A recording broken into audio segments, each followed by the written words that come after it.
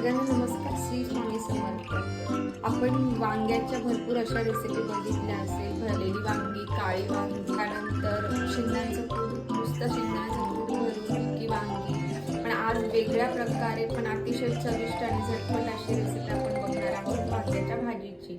ही सुकी भाजी डब्याला पण खूप छान लागते. भाकर, चपाती आणि डाळ भाताबरोबर छान लागते. तर त्यासाठी मी 2 बटाटे चिरून घेतले आहे. इथे मी 7 ते 8 वांगी घेतली आहे. चिरलेले 2 टमॅटो, चिरलेले 2 कांदे, कोथिंबीर, ठेचलेला लसूण, गोडा मसाला घेतला आहे, धण्याची पावडर, लाल तिखट, हळद, जिरा, मोहरी आणि हिंग. बस एवढ्या साहित्यामध्ये आपल्याला बनवायची आहे ही सुकी भाजी. तर कशी बनवायची चला आपण बघूया. आता इथे फोडणीला आपण तेल गरम झालं आहे. जिरा, मोहरी आणि हिंग फोडणीला घालून घेणार आहोत. त्यानंतर लसूण घालणार आहे आणि चिरलेला कांदा. आता चांगला मऊ झाला की लगेच आपण टॅमॅटो घालून घेणार आहोत. 2 मिनिटं ते झाकण ठेवत आहे म्हणजे आपला कांदा लवकर मऊ होईल. जो वांग्याचा भात आहे देठाचा हा सगळं काढून घ्यायचा आहे. 2 मिनिटं आपण मऊ होऊन घेऊया आणि मग टॅमॅटो घालूया.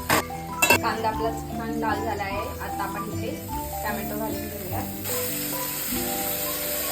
आता कांदा आणि टॅमॅटो परतवला आहे. आता आपण या स्टेजवर बटाटा घालून घेऊया.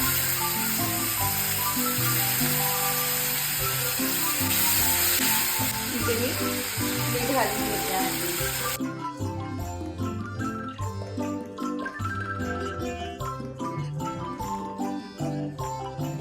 मसाले जी घेतली होती ती सगळी आपण यामध्ये घालून घेणार आहोत. आणि आता इथे वांगे लगेच चिरून घालायचे आहे, ठेवायची नाही. आणि ही भाजी फक्त वाफेवरच आपल्याला शिजवायची, पाणी वगैरे घालायचं नाही.